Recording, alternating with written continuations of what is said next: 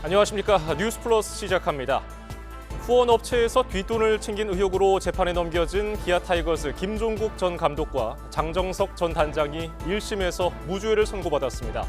법원은 돈이 오간 건 맞지만 부정한 청탁으로 보기는 어렵다고 판단했습니다. 잠시 뒤 이슈 플러스에서 짚어봅니다. 먼저 오늘의 주요 뉴스부터 정리해드립니다. 김건희 여사 특검법 등 윤석열 대통령이 제의 요구한 3개의 법안이 재표결 끝에 모두 부결됐습니다. 여당에서 4명의 이탈표가 발생한 가운데 민주당은 특검을 재추진한다고 밝혔습니다. 민주당이 금융투자소득세 시행 여부를 당 지도부에 일임하기로 했습니다. 이재명 대표가 유예를 주장해온 만큼 사실상 유예 수순을 밟을 거란 전망이 나옵니다. 북한 김정은 위원장이 윤석열 대통령의 실명을 거론하며 막말 비난을 퍼부었습니다. 언제든 핵무기를 사용할 수 있다고도 위협했습니다. 10대 청소년을 이유 없이 살해한 박대성이 검찰에 송치됐습니다. 얼굴을 드러낸 박대성은 취재진의 질문에 죄송하다, 조금씩 기억이 나고 있다고 답했습니다. 정부가 의료계를 향해 갈등을 마무리하자며 대화 참여를 거듭 촉구했습니다. 의대 총장들을 소집해서는 휴학을 승인하지 말라고 압박도 했는데 의대생들은 돌아오지 않고 있습니다. 찬 공기가 내려오자 설악산에 올해 첫 단풍이 시작됐습니다. 주말인 내일도 일교차가 크게 벌어지면서 완연한 가을 날씨를 보이겠습니다. 첫 소식입니다. 대통령의 제의 요구로 국회에 돌아온 김건희 여사 특검 등 3개의 법안이 재표결 끝에 부결됐습니다. 야당은 당내 김 여사 심판본부까지 구성하며 다시 특검을 추진하겠다고 날을 세웠고, 여당은 정권 퇴진을 위한 입법 독재를 멈추라고 반발했습니다. 정인용 기자입니다. 김건희 여사 특검법과 최상병 특검법, 그리고 지역사랑 상품권 이용을 활성화하는 지역화폐법 개정안까지 모두 폐기 수순을 밟게 됐습니다. 대통령 제2요구권 행사로 국회로 넘어온 지 이틀 만에 재표결이 진행됐는데 국민의힘 일부 이탈표가 있었지만 결과는 예상대로였습니다.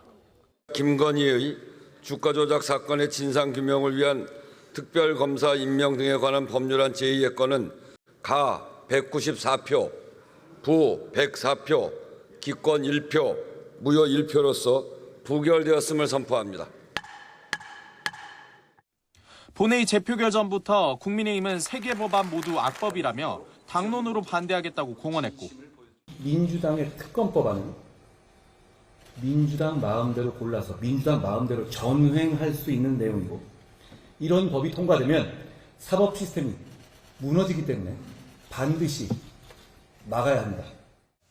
민주당은 특검을 반대하면 여당이 공범이 될 거라며 어리석은 선택을 하지 말라고 성토하는 등 날선 신경전을 벌였습니다. 우리는 국민의 명령을 따르겠습니다. 국힘 국회의원들은 어떻게 하시겠습니까? 이번엔 막아도 다음엔 무너집니다. 자유투표의 장막 안에서 대한민국 헌법기관의 용기를 기대합니다. 민주당은 김건희 여사 심판본부까지 꾸리며 다음 주부터 시작되는 국정감사 기간 제기되는 의혹까지 담아 특검을 재발의하겠다는 입장입니다. 그 어떤 권력자라도 범죄를 저질렀으면 처벌받는 것이 공정이고 상식입니다. 김건희 특검법이 통과되고 공표될 때까지 우리는 계속 발의하고 추진하겠습니다. 국민의힘은 이재명 대표의 판결이 가까워질수록 민주당의 입법 폭주가 잦아지고 있다며 목적이 이재명 구하기와 정권 퇴진에 있다고 맞섰습니다. 민주당은 이재명 개인을 지키는 방탄이지만 우리는 헌정 파괴 세력들로부터 대한민국을 지키는 것입니다. 나라를 지키는 이 대열에 한치의 흔들림 없이 함께 해주시기를 바랍니다. 야당 주도로 통과된 법안에 대한 대통령 제의 요구와 국회 재표결, 법안 폐기라는 도돌이표 정국이 일주일여 만에 2차례나 반복됐습니다. 끝까지 특검을 관철시키겠다는 야당과 탄핵 정국을 위한 술수라고 반대하는 여당의 극한 대치 정국이 좀처럼 풀릴 기미를 보이지 않고 있습니다. YTN 정인용입니다. 국민의힘이 김건희 여사 특검법 등의 재표결에서 단일 대우를 유지하겠다던 공언과는 달리 일부 이탈표가 나오며 당혹감을 감추지 못하고 있습니다. 특검까지는 아니어도 김 여사 의혹을 털어내기 위한 출구 전략을 고심할 때라는 목소리에 힘이 실리고 있습니다. 김다연 기자입니다. 김건희 여사 특검법이 일단 부결되면서 국민의힘은 당장 발등에 불은 껐다고 보고 있습니다. 의원총회에서 만장일치로 당론으로 정할 만큼 특검법이 부당하다는데 의견이 일치한다고 자신했지만 108명 모두가 반대표를 던지지 않은 데에는 일부 당혹감도 읽힙니다. 단일 대우 깨졌다고 생각하지 않습니다. 단일 대우는 여전히 확고히 유지되고 또 앞으로도 지속될 것이다, 이렇게 말씀드립니다. 국민의힘 의원 4명이 특검 찬성이나 기권, 무효를 선택한 거로 추정되는데 김 여사 사과를 포함한 대통령실의 대응을 요구하는 당 안팎 분위기가 작용했을 가능성이 적잖습니다. 특검법에 대해서는 법적인 모순점이라든지 여야 합의가 되지 않았기 때문에 부결하는 것 맞다라고 생각하지만 정치적으로 봤을 땐 여사께서 일련의 과정에 대해서는 한번 국민들께 말씀드릴 필요가 있다고 생각합니다. 특히 그동안 친한동훈계를 중심으로 김 여사 사과를 요구하고 친윤계는 냉담하게 반응해온 만큼 계파 간 갈등이 표결에 영향을 줬다는 분석도 나옵니다. 한동훈 대표는 국민 눈높이에 맞는 해법을 요구하며 애둘러 불편한 속내를 드러내기도 했습니다. 국민들과 언론에서 주목할 겁니다. 국민의 눈높이에 맞는 해법이 필요하다는 당내외 많은 분들이 생각을 저도 알고 있습니다. 여전히 당 내에선 김 여사가 사과를 한다면 의혹에 대한 인정 그리고 특검 재발의를 위한 동력이 될 거라 보는 시선도 존재합니다. 원내 지도부는 일단 다양한 의견을 듣고 있다는 대통령실 입장과 결을 같이 하며 굳이 말을 보태진 않고 있습니다. 국민의힘 전당대회를 앞두고 김대남 전 대통령실 행정관이 한동훈 당시 후보를 향한 공격을 진보 성향 매체에 요구했다는 이른바 공격 사주 의혹도 내용의 불씨가 되고 있습니다. 친한계가 배후 색출을 요구하며 격앙된 반응을 쏟아내는 가운데 당을 시끄럽게 하는 것 자체가 해당 행위라는 지적까지 나왔습니다. 진상조사를 할 수도 있겠지만 이걸 대표의 워딩으로 이렇게 큰 이슈로 키워야 되느냐. 저는 이렇게 시끄럽게 하는 것 자체가 해당 행위가 될 수 있다고 봅니다. 여당 내 4명 이탈표는 당 내부 균열이 숫자로 또 공개적으로 드러났다는 점에서 의미가 가볍지만은 않습니다. 이젠 논란 확산을 막기 위해서라도 김 여사 리스크는 매듭을 짓고 가야 할 때란 목소리에 더욱 힘이 실릴 거란 전망도 나옵니다. YTN 김다연입니다. 대통령실은 국민의힘 한동훈 대표에 대한 공격을 유도했다는 의혹으로 논란이 된 김대남 서울보증보험 감사가 스스로 거취를 결단해야 한다고 밝혔습니다. 대통령실 고위 관계자는 YTN과 통화에서 김 전 선임행정관이 몸담았던 조직에 큰 피해를 주었고 현재 감사 자리가 공익적인 자리라며 이같이 말했습니다. 다만 정치적인 문제로 정부가 나서면 외압으로 비칠 수 있어 관여하지는 않는다고 설명했습니다. 더불어민주당은 금융투자소득세 시행 여부에 관한 당 차원의 입장 정리를 이재명 대표를 비롯한 지도부에 일임하기로 결정했습니다. 민주당은 의원총회를 열어 금투세 시행 여부를 논의한 결과 지도부의 결론을 위임하고 그 결론을 내리는 시점도 위임하기로 했다고 밝혔습니다. 또 의총에서는 예정대로 금투세를 시행해야 한다는 의견과 유예해야 한다는 의견 외에도 아예 폐지해야 한다는 의견 등 다양한 주장이 팽팽한 분위기였다고 설명했습니다.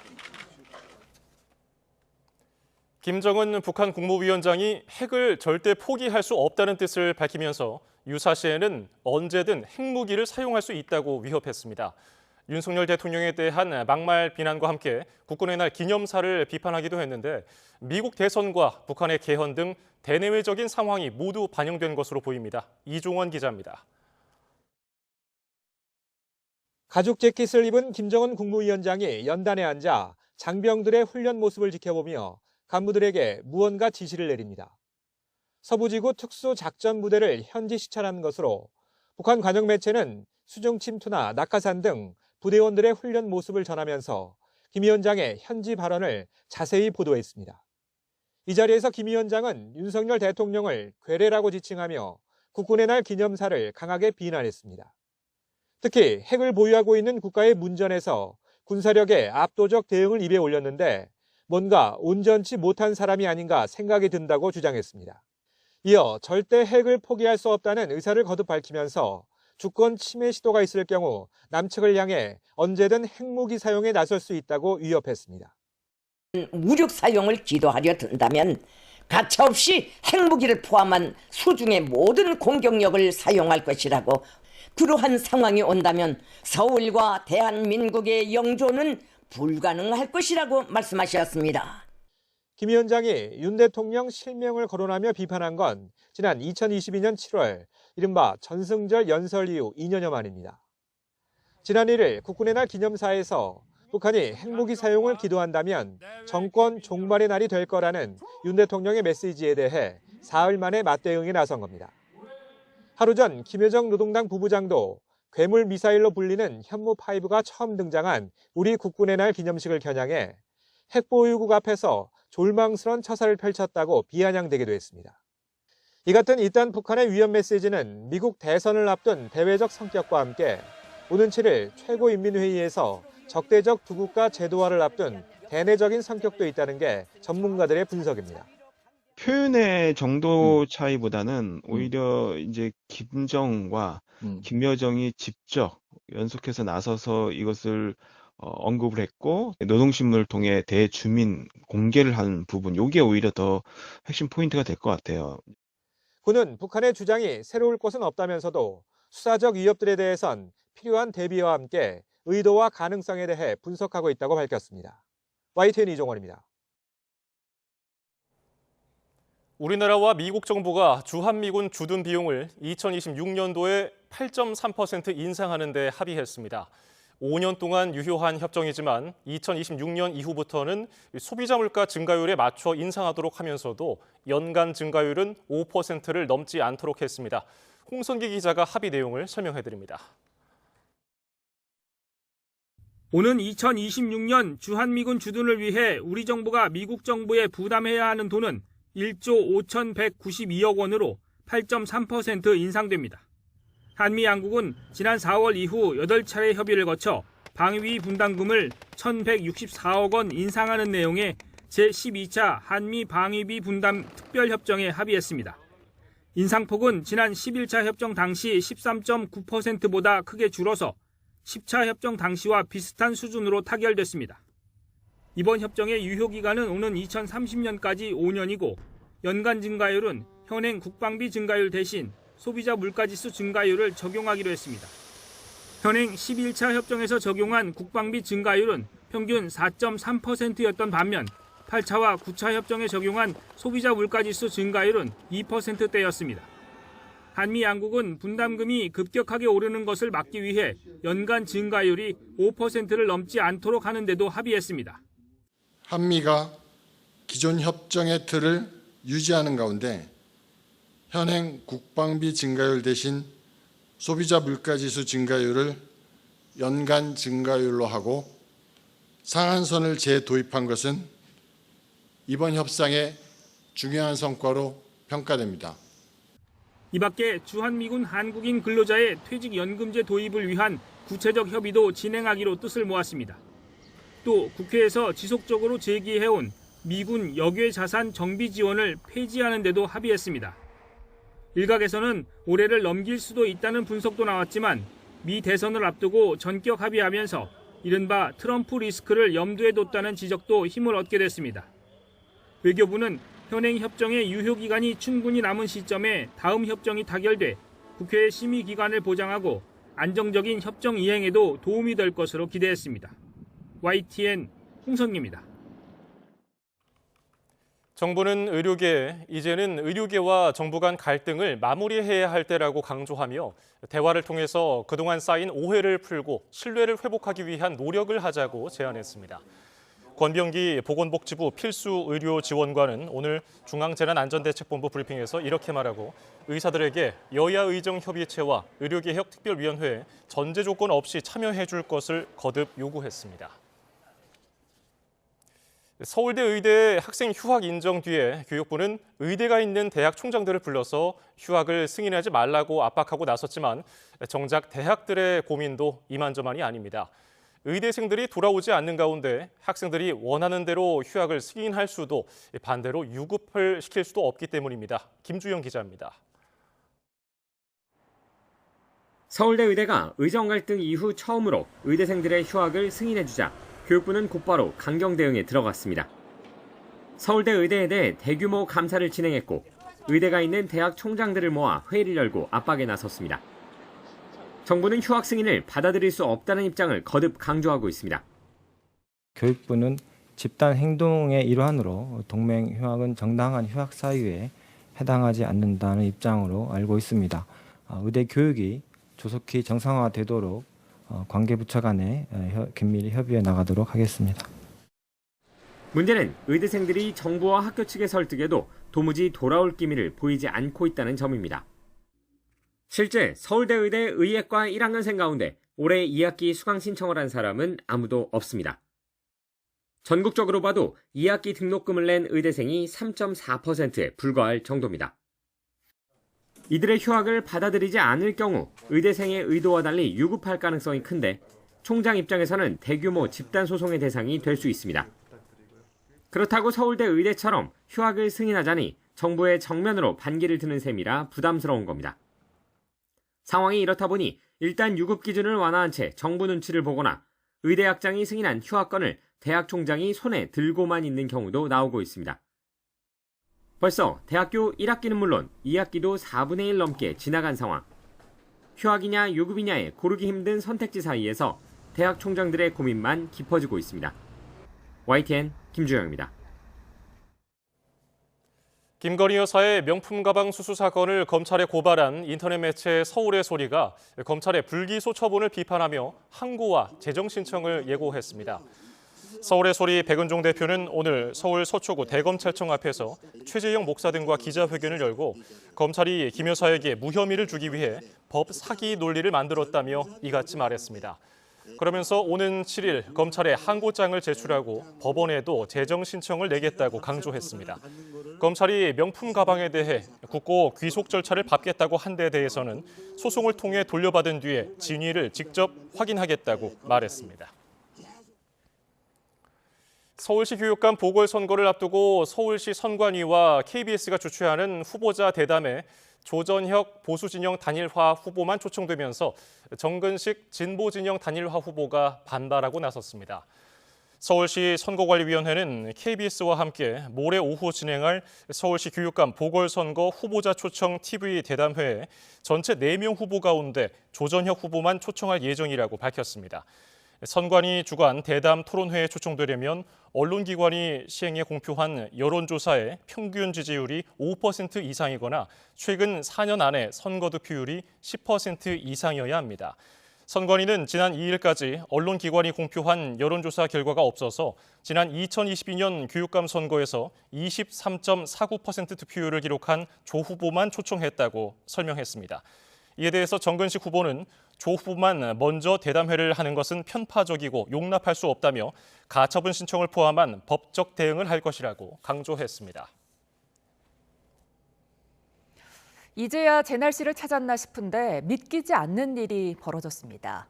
때 아닌 가을 벚꽃이 핀 건데요. 추석 폭염이 나타날 정도로 늦더위가 길게 이어져 역대 가장 더웠던 9월로 기록됐는데 이런 기후 변화 때문에 생체 시계가 어그러진 걸로 분석됩니다. 정혜은 기자입니다. 앙상한 가지 사이로 새하얀 꽃이 수줍게 꽃망울을 터뜨렸습니다. 파란 하늘 아래 나무를 장식한 건 단풍도 열매도 아닌 봄에 피는 벚꽃입니다. YTN으로 제보된 가을 벚꽃 사진인데 인천과 충청, 전남 등 곳곳에서 9월 중순 이후부터 최근까지 촬영됐습니다. 처음엔 본 적이 없었는데 논산입니다. 충남 논산. 신기하기도 하고 벚꽃이 막 가을에 피니까. 잠시 쌀쌀한 날씨가 찾아왔지만 올해 9월 말까지 30도에 육박하는 이례적 늦더위가 이어지면서 곳곳에서 계절을 착각한 가을 벚꽃이 개화한 겁니다. 특히 지난달은 역대 가장 더운 달로 기록될 정도로 기온이 높았는데 이렇다 보니 나무도 기후변화로 인한 스트레스로 개화 시기를 혼동했다는 분석입니다. 올해 늦게까지 굉장히 폭염이라든가 열대가 발생하다 보니까 이 나무들이 스트레스예요, 일종의. 그러니까 그 원래 이 나무와 생체 시계가 그 적당한 때 벚꽃이 피어야 되는데 봄에 최실이 인해서 무너진 거죠. 지난해에도 가을철 늦더위가 길게 이어지면서 일부 해안 지역에서 가을 벚꽃이 개화했고 길가에는 초록 단풍이 낙엽인 상태로 수북이 쌓이는 풍경이 연출됐습니다. 2020년에는 덥진 않았지만 잦은 태풍으로 벚꽃 생체 시계에 이상이 생겨 꽃을 피우기도 했습니다. 올해도 첫 단풍의 빈자리를 때 아닌 가을 벚꽃이 채우고 있는 가운데 전문가들은 앞으로 기후변화로 이 같은 이례적 현상이 더 자주 반복될 가능성이 크다고 전망했습니다. YTN 정혜윤입니다. 설악산에서 올해 첫 단풍이 시작됐습니다. 단풍 시작은 산 전체가 정상에서부터 20%가량 물들었을 때를 말하는데 올해는 지난해보다 나흘, 평년보다는 엿새 늦게 시작됐습니다. 기상청은 올해 단풍이 늦게 물든 건 9월 중순 이후 속초의 최저기온이 17.6도, 설악산이 11.6도로 평년보다 1에서 2도가량 높았기 때문이라고 설명했습니다. 올해 단풍은 설악산을 시작으로 10월 18일쯤에는 북한산에, 24일에는 내장산에도 물들 걸로 전망됐습니다. 지난해 100만 명 규모의 인파가 몰렸던 서울 세계 불꽃 축제를 앞두고 유료 좌석 안표까지 등장했습니다. 호텔 숙박권을 웃돈을 붙여 팔거나 미리 돗자리를 깔고 자리 선점에 나선 경우도 있습니다. 배민혁 기자입니다. 한강에서 펼쳐지는 불꽃 축제 준비가 한창입니다. 지난해 100만 명이 몰리자 올해는 사고 예방 차원에서 유료 좌석이 등장했습니다. 2,500석 예매권이 한 장당 16만 5천 원에 팔렸는데 중고거래 사이트에는 25만 원에 되판다는 글까지 등장했습니다. 무료로 배포된 초대석도 10만 원 정도에 거래되고 있습니다. 불꽃 축제가 잘 보이기로 유명한 호텔에는 남는 방이 없고 숙박권을 웃돈을 받고 양도하겠다는 글까지 보입니다. 불꽃 축제 명당으로 소문난 식당들은 창가 자리 구하기가 쉽지 않습니다. 창가는 없고 창가 뒷자리는 있어요. 보이는데 이게 앞에 기둥이 껴있긴 하거든요. 안 보이면 뭐 18만 원부터 10만 원까지 이렇게 떨어져요. 자유롭게 불꽃 축제를 볼 수 있는 한강공원도 자리를 선점하려는 경쟁이 치열합니다. 불꽃 축제를 가까이서 볼 수 있는 이른바 명당 자리인데요. 행사 하루 전부터 곳곳에는 자리를 맡아두려고 깔아둔 돗자리들이 눈에 띕니다. 내일 5일 날 불꽃 축제 사람이 내일 인파가 많기 때문에 오늘 미리 와서 자리를 좀 잡고 집에 갔다가 내일 아침에 일찍이 와서. 주최 측은 유료 좌석 판매 수익은 불꽃 축제 안전 관리를 위해 재투자될 예정이라며 좌석 출입 시 신분증 확인을 통해 본인 인증을 하고 불법 거래된 표는 취소 처리할 예정인 만큼 유의해달라고 당부했습니다. YTN 배민혁입니다. 서울 세계 불꽃 축제를 앞두고 서울시가 시민 안전을 위한 종합 대책을 운영합니다. 시는 행사 주최 측인 한화와 소방, 경찰 등 유관기관과 협력해 행사장에 종합안전본부를 설치하고 지난해 대비 안전 인력을 28% 늘렸다고 밝혔습니다. 여의도 일대 교통은 전면 통제되는 가운데 해당 구간을 지나는 버스는 모두 우회로를 이용하고 지하철 5, 9호선은 추가 운영될 예정입니다. 다만 혼잡 상황에 따라 5호선 여의나루역은 출입구를 폐쇄하고 무정차 통과할 수 있다며 여의도역이나 마포역, 색강역 등 주변 지하철역에서 내려 도보로 이동해달라고 당부했습니다. 티몬과 위메프의 대규모 미정산 사태를 수사하는 검찰이 구영배 큐텐 대표와 류광진 티몬 대표, 류화연 위메프 대표에 대한 구속영장을 청구했습니다. 취재기자 연결해 알아봅니다. 신지원 기자. 네, 신지원입니다. 예, 검찰이 구영배 큐텐 대표에 대해 구속영장을 청구했군요. 네, 서울중앙지검 반부패 수사 1부는 오늘 오후 5시 반쯤 구영배 큐텐 대표와 류광진 티몬 대표, 류화현 위메프 대표에 대한 구속영장을 청구했습니다. 지난 7월 29일 전담수사팀을 구성하고 8월 1일 구 대표의 주거지와 큐텐그룹 사무실, 티몬과 위메프 사옥 등을 압수수색한 지 약 2달여 만입니다. 검찰은 큐텐과 티몬, 위메프 대표들이 증거를 없애거나 도주할 우려가 있다며 사안의 중대성을 종합적으로 고려해 구속영장을 청구했습니다. 이들에게는 1조 5천억 원대 사기와 횡령, 배임 혐의를 모두 적용됐는데요. 우선 팀원과 위메프의 재무 상황이 판매 대금을 정산할 수 없을 정도로 나빠지는 것을 알면서도 저가 할인 이벤트 등으로 이용자를 유인해 돌려막기식 운영을 했다는 사기 혐의가 있습니다. 또 팀원과 위메프 등 계열사들이 입점 업체들에 정산해줘야 할 판매 대금 가운데 672억 원 정도를 빼돌려서 미국 전자상거래 회사 위시 등 다른 기업 인수에 활용한 혐의가 있고요. 팀F 등 계열사들이 경영 자문 등을 명목으로 계열사에 일감을 몰아주는 등 692억 원대 손해를 끼친 혐의도 받고 있습니다.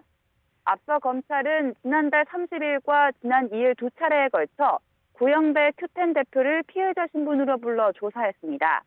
조사 과정에서 구 대표는 사기 혐의를 부인한 것으로 알려졌는데요. 기업의 성장을 위한 전략의 일환이었을 뿐 정산금을 돌려주지 않을 생각으로 운영을 유지한 건 아니라는 취지로 진술한 것으로 전해집니다. 구 대표와 류광진, 유하연 대표의 구속 전 피의자 신문은 이르면 다음 주 월요일에 이뤄질 것으로 보이는데요. 정확한 영장심사 일정이 정해지면 다시 전해드리겠습니다. 지금까지 서울중앙지검에서 YTN 신지원입니다. 오늘 서울 도심을 달리던 화물차에서 맥주 수백 병이 도로 위로 쏟아졌습니다. 아수라장이 된 현장은 시민들의 도움으로 불과 20여 분 만에 수습됐는데요. 화면으로 함께 보시죠. 건널모가 흠뻑 젖어 있는 도로에 맥주병과 깨진 유리 파편이 어지럽게 널브러져 있습니다. 화물차 위엔 금방이라도 쏟아질 듯 위태롭게 기울어진 상자들도 보이는데요. 오늘 오후 서울 개봉동에 있는 사거리를 달리던 화물차에서 맥주병을 담은 상자 수십 개가 떨어졌습니다. 화물차 기사도 망연자실할 수밖에 없을 텐데요. 이때 갑자기 나타난 시민들이 운전기사를 도와서 뒹굴고 있는 상자들과 깨지지 않은 맥주병을 정리하기 시작했습니다. 빗자루로 깨진 파편들을 쓸고 있는 모습도 보이는데요. 도움의 손길을 내민 건 인근 가게 상인들과 길을 지나던 시민들이었습니다. 제보자는 사고가 터지자마자 사람들이 모두 발벗고 더운 덕에 예상보다 빠르게 현장에 수습됐다며 분위기를 전했습니다. 서울 용산경찰서는 오늘 오전 11시 반쯤 용산 대통령실 진입을 시도한 한국대학생진보연합회원 4명을 공동건조물 침입 혐의로 현행범 체포했습니다. 이들은 윤석열 대통령이 이른바 김건희 여사 특검법에 대한 제2요구권을 행사한 것에 반대한다는 내용의 구호를 외치며 국방부 후문을 통해 대통령실에 진입하려고 한 혐의를 받습니다. 앞서 이 단체 회원 20명은 지난 1월에도 김 여사에 대한 특검이 필요하다고 주장하며 대통령실 진입을 시도했다가 현행범 체포됐습니다. 마을버스를 훔쳐 타고 월북을 시도한 30대 탈북민이 구속됐습니다. 경기 북부경찰청은 어제 국가보안법과 군사기지보호법 위반, 절도와 무면허 운전 혐의 등으로 30대 남성 A씨를 구속했다고 밝혔습니다. A씨는 지난 1일 새벽 1시쯤 경기 파주시 문산읍에 있는 차고지에서 훔친 마을버스를 몰고 통일대교로 진입해 월북을 시도한 혐의 등을 받습니다. 10여 년 전 탈북한 A씨는 남한에서의 생활이 힘들고 북한에 두고 온 가족들이 보고 싶어서 범행을 저질렀다고 진술한 거로 전해졌습니다. 고단 후원업체에서 뒷돈을 챙긴 의혹으로 재판에 넘겨진 기아 타이거즈 김종국 전 감독과 장정석 전 단장이 1심에서 무죄를 받았습니다. 법원은 돈이 오간 건 맞지만 부정한 청탁으로 보긴 어렵다고 봤는데요. 권준수 기자가 취재했습니다. 후원업체로부터 뒷돈 1억 6천만 원을 받은 혐의로 재판에 넘겨진 김종국 기아 타이거즈 전 감독과 장정석 전 단장. 검찰은 이들에게 징역 4년을 구형했지만 법원은 모든 혐의에 대해 무죄를 선고했습니다. 재판부는 김 전 감독과 장 전 단장에게 커피업체를 운영하는 김모 씨가 건넨 돈은 구단 팬으로서 선수 격려금을 낸 거로 볼 수 있다고 설명했습니다. 특히 돈을 건넨 김 씨가 이전에도 구단이나 관중들에게 수억 원 상당의 커피 세트 등을 선물로 나누어 준 적이 있다는 점을 고려했습니다. 법원은 또 후원인인 김 씨가 김 전 감독을 만나 돈을 지급한 곳이 감독실, 즉 공개된 장소였다는 점을 강조했습니다. 부정한 청탁이었다면 여러 사람이 드나드는 곳에서 돈을 건넬 수 없었다는 겁니다. 또 김 씨가 이후에 구단과 계약한 광고료도 통상적인 비용보다 더 많았는데 더 적은 금액으로 광고를 따낸 것도 아니라며 오히려 김 전 감독이 시즌이 지난 시점에서 광고를 부탁한 거라고 설명했습니다. 장 전 단장의 경우 FA를 앞두고 있던 박동원 선수의 연봉 협상과 관련해 뒷돈을 요구한 혐의도 추가로 받았는데 이 또한 무죄가 내려졌습니다. 박 선수에게 연봉을 더 많이 받게 해주겠다며 2억 원을 달라고 한 건 맞지만 법원은 박 선수가 청탁한 것도 아니고 장 전 단장의 요구에 박 선수가 동의하거나 합의하지 않았으니 죄가 성립될 수 없다고 결론 내렸습니다. 법원은 무죄를 선고하면서도 피고인 모두 잘한 게 없다며 도덕적으로 지탄받아야 하지만 유죄로 직결할 수 있는 요소가 없었던 것이라고 덧붙였습니다. YTN 권준수입니다. 네, 전해드린 대로 후원업체에서 뒷돈을 챙긴 의혹으로 재판에 넘겨졌던 기아 타이거스 김종국 전 감독과 장정석 전 단장이 1심에서 무죄를 선고받았습니다. 재판부는 돈이 오가긴 했지만 부정한 청탁으로 볼 수 없다고 했는데요. 어떤 이유 때문인지 주요 사건 사고 소식 김성수 변호사와 짚어봅니다. 안녕하십니까? 어서 오십시오. 안녕하세요. 예, 방금 전해드린 내용, 검찰은 각각 4년을 구형했거든요. 재판부에 4년을 요청을 했는데 왜 이런 결과가 나왔을까요? 예, 일단 이 범죄 사실, 이 혐의 사실에 대해서 설명을 드리겠습니다. 예. 일단 기아 타이거즈의 감독과 단장이었죠. 이 김종국 전 감독과 장정석 전 단장이 있습니다. 이 두 사람에 대해서 혐의는 크게 3가지였습니다.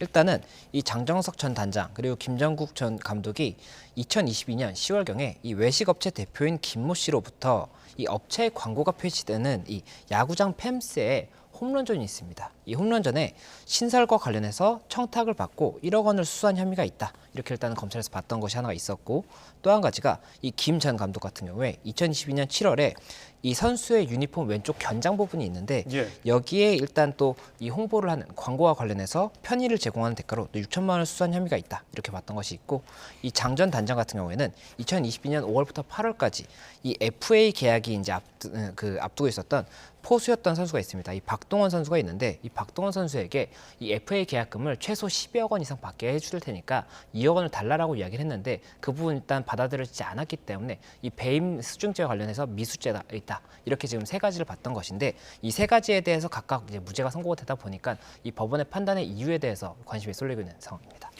예, 짚어주신 것처럼 재판부가 모든 피고인에게 지금 무죄를 선고했거든요.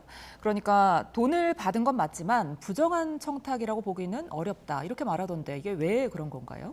예, 지금 이 검찰에서 봤던 죄명 자체가 형법 357조에서 규정을 하고 있는 배임 수증죄입니다. 이제 증죄는 주는 쪽이고 수죄가 이제 받는 쪽인데 이 수증죄가 성립을 하기 위해서는 타인의 업무를 처리하는 자가 이 부정한 청탁을 받고 이와 관련해서 금전이라든지 재물상의 이익을 취득했을 때 성립을 하는 것인데 지금 재판부에서는 이 3가지 혐의에 대해서 다 부정한 청탁이 있었다는 것을 검찰에서 증명하지 못했다라고 본 겁니다. 그렇기 때문에 돈이 오간 내역은 확실히 있는 것으로 보이는데 그럼에도 불구하고 부정한 청탁이 아니라고 한다면 이 검찰에서 주장했던 배임 수증죄로 보기는 어렵거든요. 그렇다 보니까 이런 부분이 있었던 것이고 이 각각의 혐의에 대해서도 이유를 제시를 했었는데 일단 이 광고 계약 관련 있지 않습니까? 이 펜스존의 이 광고 계약과 관련해서는 이 부분 앞서 지금 제가 뉴스에서 잠깐 나왔던 것처럼 이 돈을 지급한 것 자체가 이 감독실인데 이게 공개된 장소고 부정한 청탁이라면 당연히 조금 더 이렇게 밀행성을 가지고 줄 거지 않습니까? 예. 그런 부분이 없었다라는 부분이 있었던 것이고 또 그리고 이 당시에 이 펜스가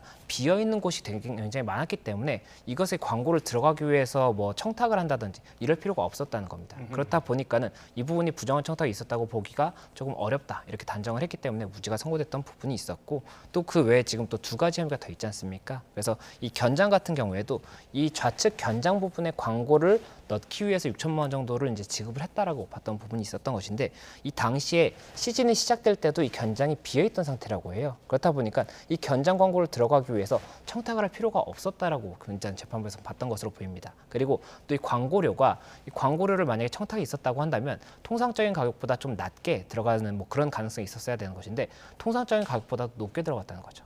그렇다 보니까는 이런 부분이 부정한 청탁이 있었다고 볼 수가 있는 것이냐에 대한 의문을 제기했던 것이고 예. 또 일단 그 마지막으로 이 박동원 선수의 이 FA와 관련해서는 이 부분 2억 원을 달라라고 요구했던 부분이 사실이라고 하더라도 이게 청탁으로 볼 수 있느냐는 다른 겁니다. 이 선수가 만약에 감독이나 단장에게 내가 지금 FA 계약을 앞두고 있는데 어떻게 뭐 드리겠다. 드릴 테니까 내가 얼마 이상을 받게 해달라고 한다면 부정한 청탁이 있을 수가 있겠죠. 그런데 이게 지금 반대로 선수가 제안을 받은 거였고 선수는 거절을 한 거지 않습니까? 예. 그렇다면 이게 부정한 청탁으로 볼 수 있느냐에 대해서 재판부에서는 의문을 제기했던 것이고 법리상 배임 수증죄는 되지 않는다라고 봤기 때문에 무죄가 선고됐다는 그런 소식입니다. 예, 다소 좀 복잡할 수 있는데 이 재판부는 도덕적으로 지탄받을 상황이라는 점은 인정한다고 했어요. 다만 이제 부정한 청탁이 있었는지 증거를 찾지 못했다는 점을 언급을 했는데 보통 이 부정한 청탁이 오갔을 때 준 사람과 그다음에 받은 사람 둘 다 처벌을 받거나 처벌을 안 받거나 둘 중 하나인가요? 예, 이게 배임 수증죄가 성립이 된다라고 한다면 당연히 이게 같이 가는 범죄라고 볼 수가 있는 것입니다. 예. 한쪽이 무죄가 나오고 한쪽이 유죄가 나온다는 건 한쪽은 범죄가 증명이 안 됐는데 한쪽은 증명이 됐다라고 보는 거거든요. 그렇기 때문에 불가능한 부분인 것이고 결국에 한쪽이 처벌이 된다면 반대쪽도 처벌이 되는 것인데 이번 같은 경우에는 이 부정한 청탁 자체가 있었다고 보기 어렵다고 봤기 때문에 지금 이 지급했다는 외식업체 대표 김 씨에도 무죄가 선고가 됐고 이 받았다고 봤던 이 감독이라든지 단장의 경우에도 무죄가 선고됐다는 그런 소식입니다. 예, 뭐 일단 법원은 무죄라고 판단을 했지만 사실 FA 협상과 관련한 사전 접촉은 KBO 규약 위반이잖아요. 이 부분에 대한 징계는 그럼 어떻게 되는 겁니까? 예, 일단은 KBO 그 규약이 있습니다. 규약에서는 176조에서 이 프리 에이전트 규정을 위반했을 때의 제재를 규정을 하고 있고 또 이제 168조에서는 이런 내용이 있습니다. 이 FA가 승인이 공시된 다음에 이 교섭을 해야 된다라는 명시적인 규정이 있는데 지금 같은 경우에 지금 이 접근을 해서 이야기를 했던 부분 있지 않습니까? 2억 원을 더 받아주겠다 이렇게 이야기를 했던 부분 자체가 이 선수 공시가 있기 전이었다고 볼 수가 있거든요. 그렇다 예. 보면 이에 대해서는 176조에 따라서 뭐 해당 임직원 같은 경우에는 1년간의 직무정지 이런 부분을 검토를 할 수가 있기 때문에 이 규정에 따라서 이 규약에 따라서 어떠한 뭐 처분이 있지 않을까 생각이 되고 지금 현재 해임이 됐지 않습니까? 그러면 이 해임에 대해서도 일단 만약에 정말 무죄가 확정이 되고 사실관계가 현재 이 해임 처분과 다른 사실관계가 인정이 된다라고 한다면 행정소송도 검토가 될 수가 있기 때문에 그러면 감독이나 단장 측에서 이 사실관계가 다름에도 불구하고 이런 처분이 있었다라고 해서 이제 행정소송을 제기할 수가 있습니다. 그러면 그렇게 됐을 때 이 소송의 뭐 결과나 이런 것도 지켜봐야 되는 부분이 있기 때문에 이런 부분을 봐야 될 것 같습니다. 예, 재판부도 이 FA가 되기 전에 FA 협상과 관련한 논의 자체를 금지하는 사전 접촉은 KBO 규약 위반이라고 언급을 했는데 그러니까 법적으로 뭔가 다툴 만한 여지가 부족했기 때문에 이렇게 판단을 한 건가요?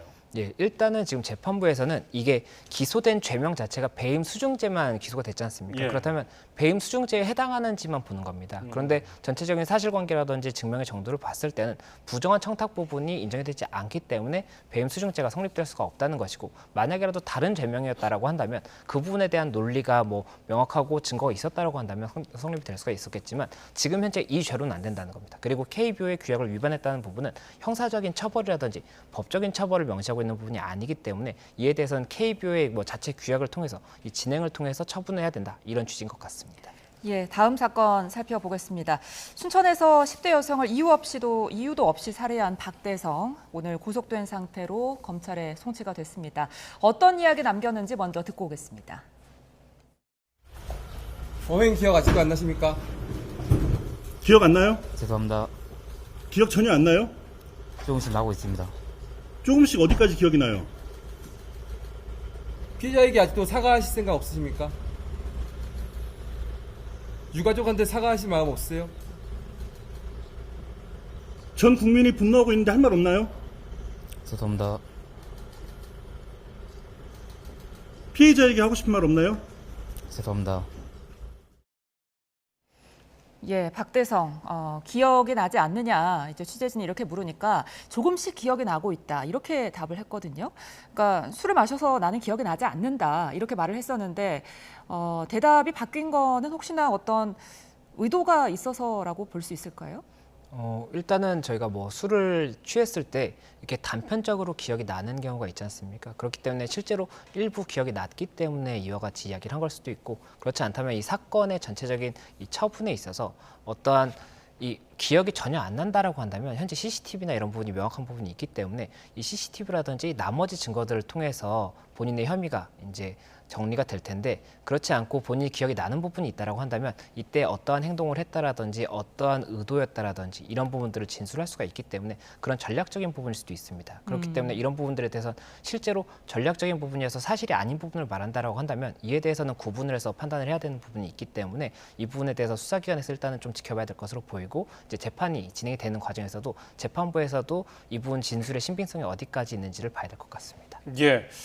지금 소주 4병을 마셔서 기억이 나지 않는다고 했다가 조금씩 기억이 나고 있다. 이게 마치 주치 감형을 노리고 심신미약을 노리고서 범죄 혐의에 대해서 좀 죄를 면하려고 하는 그런 의도가 있는 건 아닌지 의구심이 들거든요. 어떻게 보십니까? 예, 이게 심신미약이라든지 심신상실 같은 경우가 일단 심신상실인 아예 정말로 정신이 이제 없었다 이렇게 볼 수 있는 경우에는 이제 벌하지 아니한다라는 형법의 10조의 규정이 있습니다. 그리고 예. 심신에 만약에 어떤 장애가 있어서 심신미약의 상태였다라고 한다면 감경을 할 수가 있는 겁니다. 그런데 이게 과거에는 심신미약의 경우에도 반드시 감경을 하도록 되어 있었는데 지금은 이제 법이 개정이 돼서 할 수 있다로 바뀌었거든요. 그렇기 때문에 심신미약의 상태로 보인다고 하더라도 재판부에서 감형 여부는 결정을 할 수가 있는 것이고 지금 현재 만약에 전체적인 게 다 기억이 남에도 불구하고 조금만 기억이 난다라고 해서 심신미약을 주장하려고 한다면 그 부분에 대해서도 진술의 신빙성을 봐야 되는 것이고 예. 만약에 신빙할 수 있는 부분이 있어서 미약의 상태가 있었다고 볼 수 있다고 하더라도 감경 여부는 또 재판부에서 달리 볼 수가 있기 때문에 그 부분까지도 지켜봐야 되는 것이고 그래서 이 법이 개정된 이후에는 심신미약 자체가 반드시 감형되는 것이 아니어서 이 부분에 대해서 뭐 특히나 이 부분을 조금 더 집중했다 이렇게 보기에는 어려운 부분이 있지 않나 예. 생각됩니다. 심신미약이 확실하게 좀 적용될 만한 사례가 있다면 뭐가 있을까요? 심신미약이라든지 상실이 저희가 대법원 판례들을 봐도 굉장히 쉽게 인정되지 않는 부분이 많습니다. 예. 이 뭐 술이 취해 있다고 하더라도 기억을 할 수 있는 부분이 있었다라고 한다면 미약이 인정되지 않을 가능성이 높거든요. 그리고 뭐 정신적인 질환이 있었다고 하더라도 이 행위 당시에 어떤 범죄 행위를 했을 당시에 내가 그때 당시 정말 미약이었다든지 상실이었다든지 이 정도의 증명이 된다라고 한다면 그 부분에 대해서 형법 10조가 적용이 될 수가 있겠지만 예. 이게 만약에 정신질환이 있었다고 하더라도 이때 당시의 정황을 봤을 때 이 행위를 할 때는 이 부분 심신미약이 아니었다라고 한다면 이 부분 감형이라든지 이런 것이 검토가 되지 않기 때문에 예. 굉장히 조금 어렵게 적용이 되는 부분이다라고 말씀드릴 수 있을 것 같습니다. 예. 자, 이런 가운데 박대성이 범행 당시에 이 살해를 하고 나서 이 흉기를 들고 뭐 술집도 가고 노래방도 가고 했다고 하더라고요. 혹시나 뭐 추가 범행을 노렸다고도 볼 수 있을까요?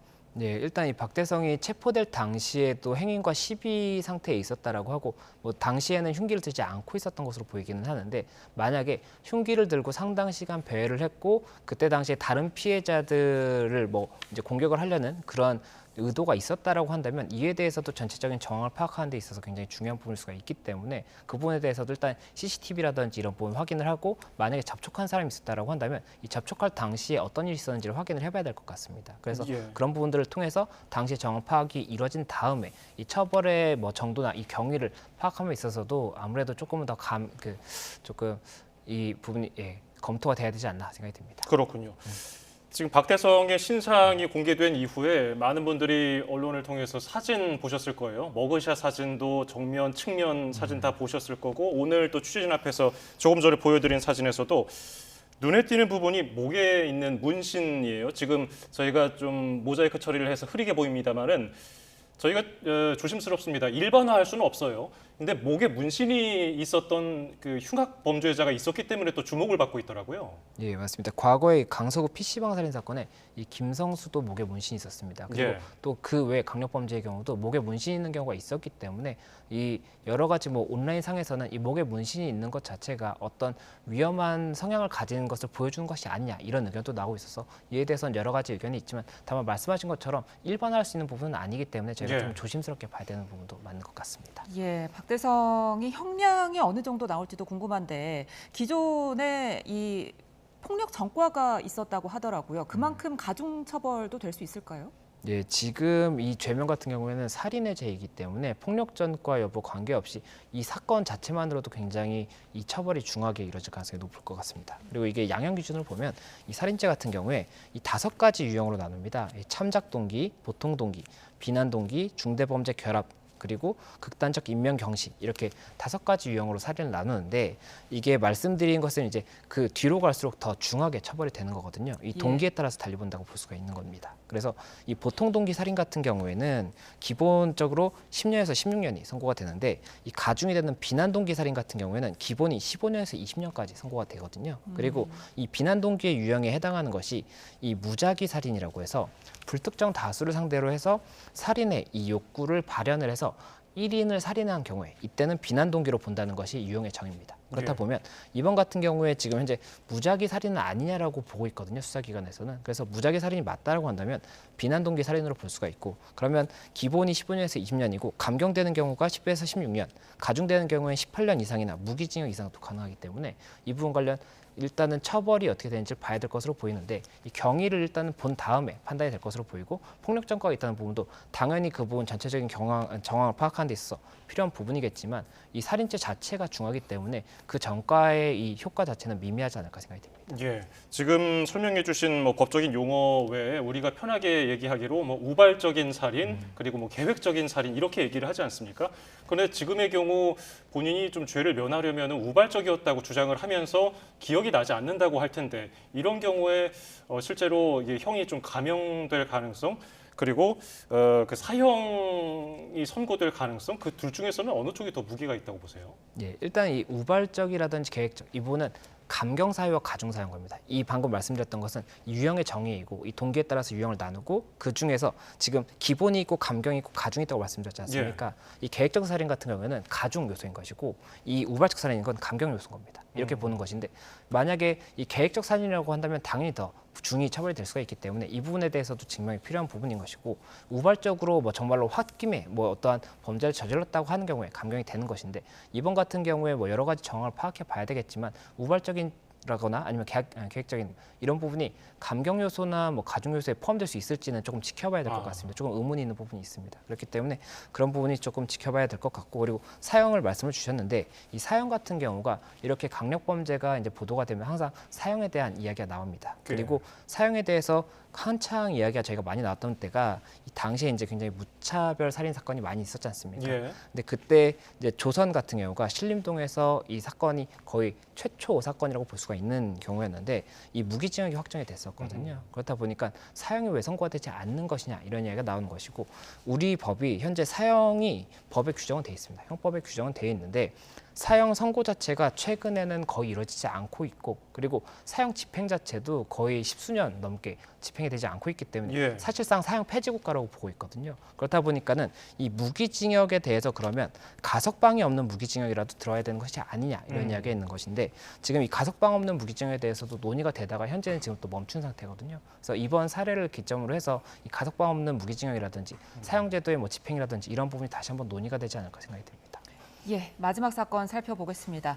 한 20대 여성이 60대 할머니 그리고 그 할머니가 데리고 탄 3살 아이를 무차별 폭행해서 지금 논란이 되고 있습니다. 이 사건 좀 먼저 자세히 살펴주실까요? 예, 지난 2일 오전 8시경에 있었던 일입니다. 이 부산의 한 시내버스에서 이 같은 자리에 이제 2개 이제 석이 있지 않습니까? 2개 석에서 할머니가 손자를 안고 이렇게 앉아 있었고 그리고 옆에 20대 여성이 앉아 있었던 겁니다. 그런데 이 아이의 팔이 이 여성의 무릎에 스쳤다는 이유로 이 여성이 아이의 얼굴을 때렸고 그리고 이러한 행동을 제지하는 할머니의 팔을 물었다는 겁니다. 그래서 지금 영상에 나오는 이 사진은 할머니의 팔이 물려서 상처가 난 그런 사진이거든요. 그렇다 보니까 이에 대해서 현재 불구속 상태로 입건돼서 조사가 이루어지고 있다는 소식입니다. 지금 이 가해 여성이 분노 조절 장애가 있다고 스스로 주장하고 있고요. 피해자들에게 사과도 하지 않았습니다. 이게 아까도 비슷한 맥락인 것 같은데 분노 조절 장애가 있다면 감형 요소가 됩니까?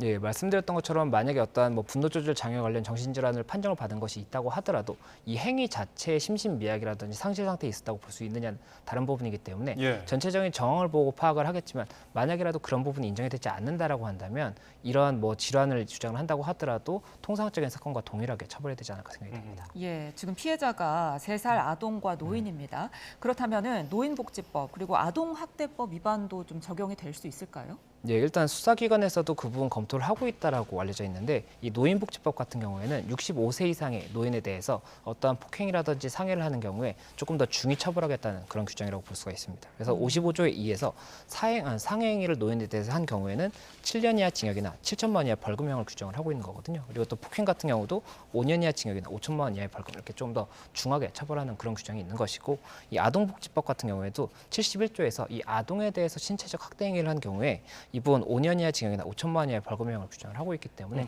만약에 이 부분 적용이 가능하다고 한다면 일반 형사법에서의 이 폭행이라든지 상해죄보다는 조금 더 중히 처벌될 수 있다 이렇게 볼 수 있을 것 같습니다. 그렇군요.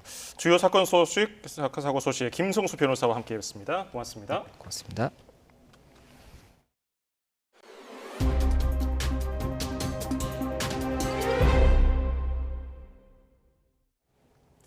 연일 이어지는 이스라엘의 레바논 베이루트 공습이 헤즈볼라의 새로운 수장으로 거론되는 사피에딘을 겨냥한 거라는 보도가 나왔습니다. 이스라엘은 동시에 가자지구와 요르단강 서안에서도 전방위로 공격을 퍼부어 인명피해가 느는 것은 물론 중동 지역 확전 가능성도 점점 커지고 있습니다. 홍주혜 기자입니다. 레바논 수도 베이루트 국제공항 인근 큰 폭발음과 함께 시뻘건 화염이 밤하늘로 치솟습니다. 일촉즉발의 상황이지만 비행기는 검은 연기를 뚫고 공항으로 들어옵니다. 어느덧 동이 트고 간밤 공습이 휩쓴 흔적은 더 선명히 드러납니다. 이렇게 이스라엘이 연일 베이루트를 공격하는 건 헤즈볼라의 새 수장으로 거론되는 하심 사피에딘을 노린 거라는 보도가 나왔습니다. 헤즈볼라가 창설됐을 때부터 조직원으로 활동해온 사피에딘은 이스라엘에 살해된 전 수장 하산 나스랄라의 사촌이기도 합니다. هذا العقاب آت حتما بإذن الله تعالى ولن نتحدث كثيرا فالكلام غدا لسيد المقاومة. 그러나 이스라엘의 폭격은 특정 지역에 국한되지 않고 레바논 각지에서 광범위하게 이뤄지고 있습니다. 파이낸셜 타임스는 위성 레이더 분석 결과 이스라엘의 대규모 공습이 시작되고 2주 동안 레바논 전역에서 건물 3천여 채가 부서지거나 훼손됐다고 전했습니다. 민간인 피해도 점점 불어나고 있습니다. 사망자 수는 이미 2006년 이스라엘과 헤즈볼라 전쟁 당시를 넘어 최근 30년 사이 최악이 됐고 피난민도 100만 명을 넘어선 것으로 추산됩니다. Health and humanitarian workers, including WHO staff, have done incredible work under very difficult and dangerous conditions with limited supplies. And yet, healthcare continues to come under attack. 이런 가운데 이스라엘은 가자지구와 요르단강 서안 공습도 멈추지 않고 있습니다. 특히 그간 주로 드론을 사용해온 서안 공격에 전투기를 동원한 건 매우 이례적인 일이라고 뉴욕타임스는 평가했습니다. YTN 홍주혜입니다. 이스라엘이 이란의 미사일 공격에 대한 보복으로 석유 시설을 공습할 수 있다는 우려가 나오면서 국제 유가가 폭등했습니다. 바이든 미국 대통령은 이 문제를 이스라엘과 논의하고 있다고 밝혀 불안감에 기름을 부었습니다. 김도원 기자입니다. 이란의 미사일 공격을 받은 이스라엘이 어떤 방식으로 보복할지 여러 가능성이 거론됩니다. 한 가지 시나리오는 이란 석유 시설을 타격하는 겁니다. 이란이 생산하는 석유는 하루 300만 배럴로 세계 생산량의 3%를 차지합니다. 이란 정유시설 10여 곳과 석유 수출항 카그섬이 이스라엘의 공습 대상으로 거론됩니다. 석유시설 공습에 관한 질문에 바이든 미국 대통령은 논의 중이라고 답해 불안감을 더욱 키웠습니다.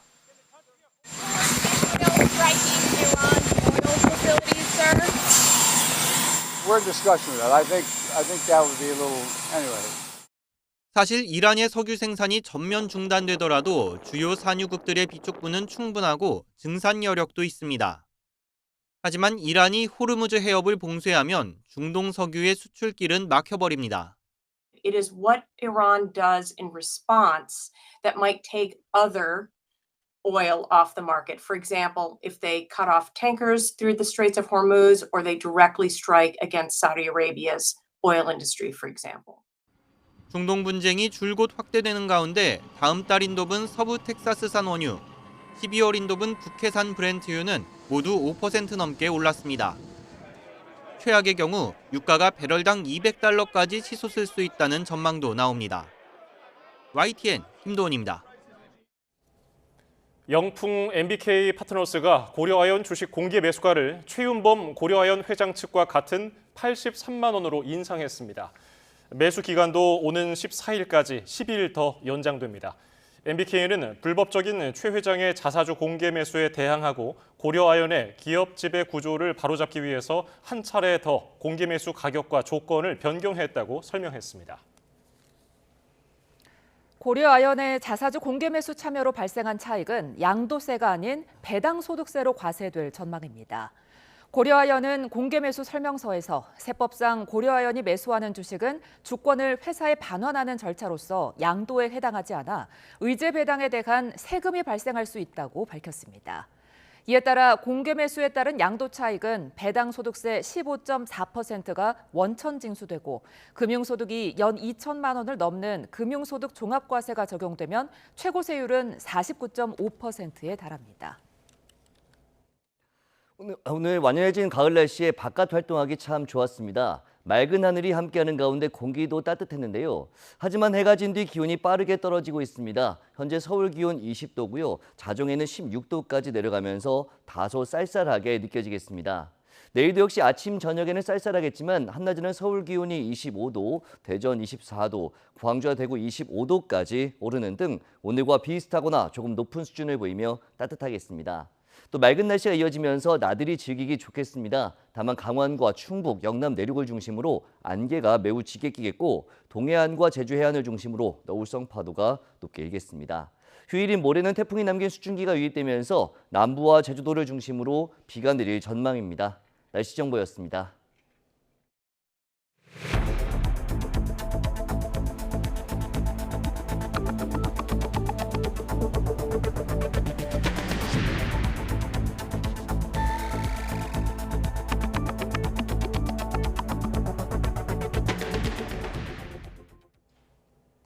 대통령의 제2요구로 국회에 돌아온 김건희 여사 특검 등 3개 법안이 재표결 끝에 부결됐습니다. 야당은 당내 김 여사 심판본부까지 구성하며 다시 특검을 추진하겠다고 날을 세웠고 여당은 정권 퇴진을 위한 입법 독재를 멈추라고 반발했습니다. 정인용 기자입니다. 김건희 여사 특검법과 최상병 특검법, 그리고 지역사랑 상품권 이용을 활성화하는 지역화폐법 개정안까지 모두 폐기 수순을 밟게 됐습니다. 대통령 제2요구권 행사로 국회로 넘어온 지 이틀 만에 재표결이 진행됐는데 국민의힘 일부 이탈표가 있었지만 결과는 예상대로였습니다. 김건희의 주가 조작 사건의 진상규명을 위한 특별검사 임명 등에 관한 법률안 제2의 건은 가 194표, 부 104표, 기권 1표, 무효 1표로서 부결되었음을 선포합니다. 본회의 재표결 전부터 국민의힘은 3개 법안 모두 악법이라며 당론으로 반대하겠다고 공언했고 민주당의 특검법안은 민주당 마음대로 골라서 민주당 마음대로 전횡할 수 있는 내용이고 이런 법이 통과되면 사법 시스템이 무너지기 때문에 반드시 막아야 합니다.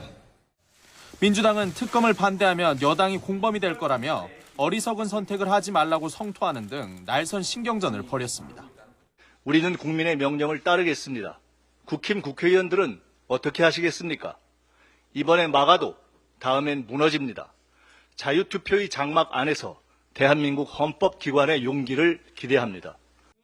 민주당은 김건희 여사 심판본부까지 꾸리며 다음 주부터 시작되는 국정감사 기간 제기되는 의혹까지 담아 특검을 재발의하겠다는 입장입니다. 그 어떤 권력자라도 범죄를 저질렀으면 처벌받는 것이 공정이고 상식입니다. 김건희 특검법이 통과되고 공표될 때까지 우리는 계속 발의하고 추진하겠습니다. 국민의힘은 이재명 대표의 판결이 가까워질수록 민주당의 입법 폭주가 잦아지고 있다며 목적이 이재명 구하기와 정권 퇴진에 있다고 맞섰습니다. 민주당은 이재명 개인을 지키는 방탄이지만 우리는 헌정 파괴 세력들로부터 대한민국을 지키는 것입니다. 나라를 지키는 이 대열에 한치의 흔들림 없이 함께 해주시기를 바랍니다. 야당 주도로 통과된 법안에 대한 대통령 제2요구와 국회 재표결, 법안 폐기라는 도돌이표 정국이 일주일여 만에 두 차례나 반복됐습니다. 끝까지 특검을 관철시키겠다는 야당과 탄핵 정국을 위한 술수라고 반대하는 여당의 극한 대치 정국이 좀처럼 풀릴 기미를 보이지 않고 있습니다. YTN 정인용입니다. 국민의힘 추경호 원내대표는 김건희 여사 특검법과 최상병 특검법 재표결에서 이탈표 4표가 나와 단일 대우가 깨졌다는 지적을 두고 그렇지 않다고 반박했습니다. 추 원내대표는 본회의 뒤 기자들과 만나 단일 대우는 확고히 유지되고 앞으로도 지속될 거라고 말했습니다. 이어 재표결은 무기명으로 이루어지는 만큼 정확한 숫자를 이야기할 수는 없다면서도 표결이 부결을 당론으로 정한 의원총회를 바탕으로 이루어졌다는 데 의미가 있다고 강조했습니다. 더불어민주당은 금융투자소득세 시행 여부에 관한 당 차원의 입장 정리를 이재명 대표를 비롯한 지도부에 일임하기로 결정했습니다. 민주당은 의원총회를 열어 금투세 시행 여부를 논의한 결과 지도부에 결론을 위임하고 그 결론을 내리는 시점도 위임하기로 했다고 밝혔습니다. 또 이 총에서는 예정대로 금투세를 시행해야 한다는 의견과 유예해야 한다는 의견 외에도 아예 폐지해야 한다는 의견 등 다양한 주장이 팽팽한 분위기였다고 설명했습니다. 국민의힘 한동훈 대표는 금융투자소득세 폐지로의 입장 변화를 더불어민주당에 거듭 촉구했습니다. 한 대표는 국회 정문 앞에서 열린 한국주식투자자연합회 집회에 참석해 민주당도 어차피 입장을 바꿀 거 아니냐며 바꾸는 김에 1,400만 투자자가 진짜 원하는 금투세 폐지를 선택해달라고 강조했습니다.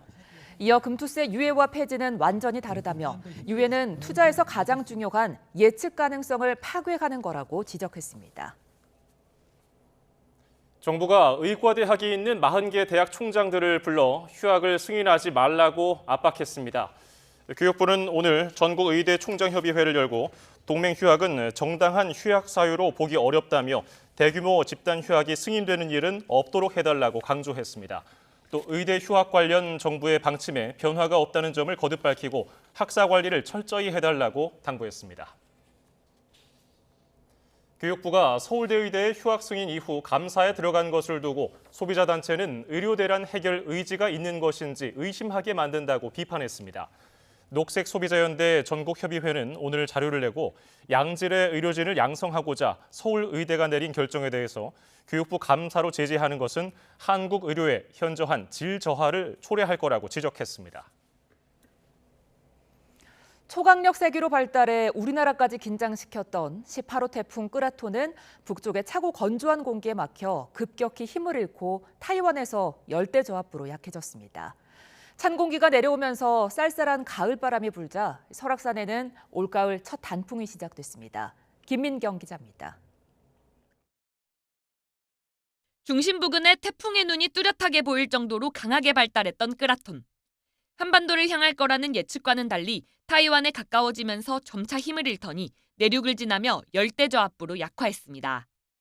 북쪽에서 내려온 차고 건조한 공기가 태풍이 올라오지 못하게 막았기 때문입니다. 타이완 서쪽 해역은 수심이 얕아 태풍이 더 발달하지 못한 데다 동쪽의 높은 산맥들과 충돌하면서 급격히 약해진 이유도 있습니다. 타이완 내륙에서 약화한 태풍은 한반도에는 직접 영향을 미치지 않겠습니다. 다만 기상청은 일요일과 월요일 사이 제주도와 남부에는 태풍이 남긴 비구름의 영향으로 비가 내릴 걸로 내다봤습니다. 5일인 토요일까지는 고기압의 영향으로 대체로 맑고 일교차가 큰 날씨가 예상되지만 6일 오전부터는 약화된 태풍으로부터 유입된 수증기가 찬 공기와 부딪히는 제주도와 남부 중심으로는 최대 60mm의 비가 예상됩니다. 태풍을 막은 찬 공기는 설악산에 올해 첫 단풍을 선물했습니다. 지금 설악산에 지금 대청봉에서 소청봉 사이에 지금 단풍이 들고 있고요. 10월 초순부터 기온이 떨어짐에 따라 진행 속도가 빨라지고 있는 것 같습니다. 올해 단풍은 지난달 말까지 늦더위가 이어진 탓에 지난해보다 나흘, 평년보다는 엿새가량 늦게 찾아왔습니다. 찬 공기가 내려와 이제야 한반도의 가을 시계가 빨라지면서 전국에서 붉은 옷으로 갈아입는 가을산을 곧 만날 수 있을 전망입니다. YTN 김민경입니다. 북한이 오늘 새벽 이틀 만에 또 쓰레기 풍선을 살포한 가운데 이번엔 공중에서 폭발하는 모습이 잇따라 목격돼 시민들이 불안해했습니다. 북한이 개량된 기술을 바탕으로 위협 강도를 높이려는 거란 해석도 나옵니다. 부장원 기자입니다. 서울 여의도 국회의사당 상공에 북한 쓰레기 풍선이 등장했습니다. 조용히 떠다니는가 싶더니 갑자기 펑 터지고 반짝이는 잔해들이 사방에 흩어집니다. 떨어진다. 비슷한 시각 서울 상암동 YTN 사옥 근처에서도 쓰레기 풍선이 터지는 모습이 목격됐습니다. 이곳뿐 아니라 광화문과 명동에서도, 강 건너 강남 일대에서도 북한 쓰레기 풍선이 터지는 모습이 잇따라 목격됐습니다. 일부 풍선은 카메라를 조금만 확대하면 선명히 보일 정도로 지상 가까이에서 터지며 내용물이 흩날렸습니다. 뭐 떨어진다. 오, 진짜네. 작은 종이 조각부터 정체를 알 수 없는 검은색 물체까지 무더기로 공중에서 떨어졌습니다. 올해에만 24번째, 이제는 쓰레기 풍선이 낯설지 않을 정도지만 이번에는 유독 하늘에서 터지는 모습이 잇따라 목격되면서 불안감이 커졌습니다. 빠른 속도로 도심 한복판에 떨어지는 잔해물에 인명피해나 기물 파손, 화재나 항공기지연 등 피해가 생기는 건 아닌지 우려됐습니다. 풍선이 탁 터지면서 이렇게 가로수렴이 날리다가 보니까 그 안에 검은색 비닐봉다리 안에 쓰레기를 한 장 많이 집어넣어놨어요. 북한이 개량된 살포 기술을 바탕으로 긴장감을 높이려는 것 아니냐는 해석도 나옵니다. 효과를 높이기 위해서는 상공에서 풍선과 전단을 분리하는 장치를 달고 있거든요. 최근의 경우에 북한의 전단 살포 기술이 상당히 진보했다라는 걸 볼 수가 있고, 우리 국민도 거기에 어느 정도 이제 익숙해졌기 때문에 요거를 이제 조금 더 또 다른 방식으로 이렇게 도발의 수준을 좀 높이는 형태일 수도 있습니다. 이런 가운데 탈북민 단체들은 인천 강화도에서 쌀이 든 페트병과 K-팝 영상이 저장된 이동식 저장 장치, 라면 등을 담은 비닐봉지를 북쪽으로 방류했다고 밝혔습니다. 북한의 무차별적인 쓰레기 풍선 살포에 맞대응하고 나선 건데 탈북민 단체들의 연합활동은 지난 6월 이후 넉 달 만입니다. YTN 부장원입니다. 프로야구 가을 야구 두 번째 라운드는 잔뜩 힘을 비축한 LG와 마법 같은 상승세를 타고 있는 KT의 대결입니다. 엔스와 고영표가 선발로 맞붙는 1차전 승부가 준 플레이오프 전체에 향방을 가를 전망입니다. 이경재 기자입니다. 지난달 30일부터 이천 챔피언스 파크에서 합숙 훈련하고 돌아온 LG 타자들이 매섭게 방망이를 돌립니다. 푹 쉰 만큼 힘이 실린 타구가 쭉쭉 가을 하늘을 가릅니다. LG가 가장 믿고 있는 것도 화끈한 타격입니다. 특히 4번 타자 문보경은 시즌 KT전에서 타율 3할 6푼에 홈런 5개를 날렸고 출루 기계 홍창기는 5할에 가까운 타율로 가장 매서웠습니다. 작년에 너무 좋은 게임을 형들이 많이 해주셨기 때문에 그 분위기가 아직 그 느낌이 아직 남아있을 거라고 생각을 해서 그냥 시합을 들어가면 좀 더 과감하고 자신 있게 하면 또 좋은 플레이가 나올 것 같습니다. 오지환과 오스틴, 신민재 등 KT를 만나면 더 잘 치는 타자들이 평소처럼만 해준다면 LG는 쉽게 경기를 풀어갈 수 있다는 계산입니다. 가장 중요한 부분은 이번 준 플레이오프에서 저희 타격이 얼마나 터져주느냐가 경기의 어떤 승과 패를 좌지우지하지 않을까라는 생각을 가지고 있습니다. 줄줄이 이어진 끝장 승부에서 마법을 부리듯 치고 올라온 KT는 확 달라진 팀 분위기에 기대를 겁니다. 우리 선수들이 큰 경기를 많이 해봐가지고 항상 밑에서 올라오는 회복 탄력성이 좋다 그럴까요? 그러면서 어려운 경기를 많이 하다 보니까 떠가 분위기가 너무 편했어요. 타선에선 테이블 세터를 맡을 김민혁과 로하스가 LG를 상대로 시즌 내내 불방망이를 휘둘렀습니다. 홈런 7개를 날린 로하스 외에도 황재균과 문상철, 강백호가 나란히 홈런 3개씩을 터뜨렸습니다. 경기 감각을 이렇게 계속 유지하다 보면은 승산이 있지 않을까라고 생각하고요.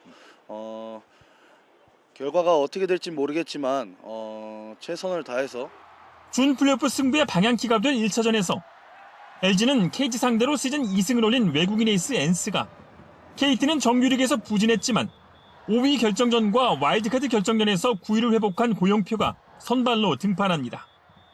YTN 이경재입니다. 국민 타자 출신의 스타 사령탑 두산 이승엽 감독이 2년 연속 가을 야구 첫 관문에서 짐을 쌌습니다. 18이닝 연속 무득점에 4위 팀 첫 탈락이란 불명예를 썼는데 팬들 비판이 거셉니다. 조은지 기자입니다. 이승엽 나가! 이승엽 나가! 가을 야구가 허무하게 막을 내리자 두산 팬들은 선수단 출입구에서 2시간 넘게 이승엽 감독 퇴진을 외쳤습니다. 와일드카드 결정전 2연패, 그것도 18이닝 무득점의 무기력한 패배에 분노가 폭발한 겁니다. 포스트 시즌에 특히 강했던 두산의 미라클 DNA는 잊힌 지 오래, 타자들은 결정적인 순간마다 침묵했습니다.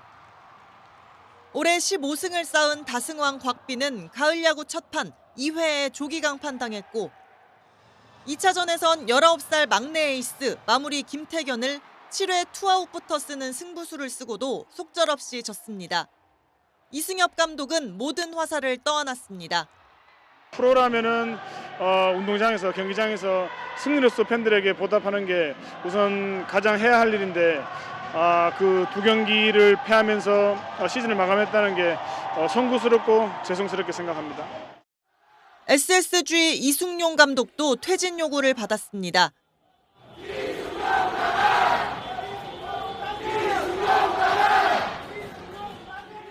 KT와 5위 결정전 단판 승부 때 앞서는 상황에서 선발 김광현을 불펜으로 깜짝 투입해 역전 홈런을 헌납했고 9회 초 원아웃에선 어깨 부상 중인 추신수를 대타로 내는 무모한 선택으로 씁쓸하게 마침표를 찍었습니다.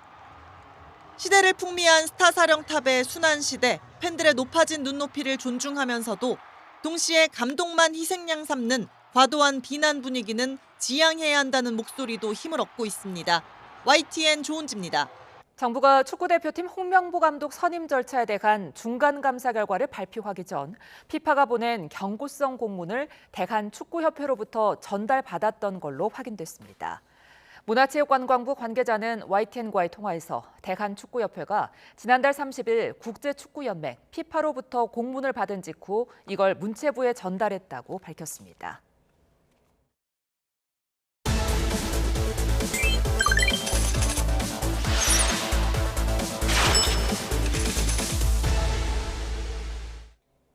뉴스플러스 오늘의 경제픽입니다.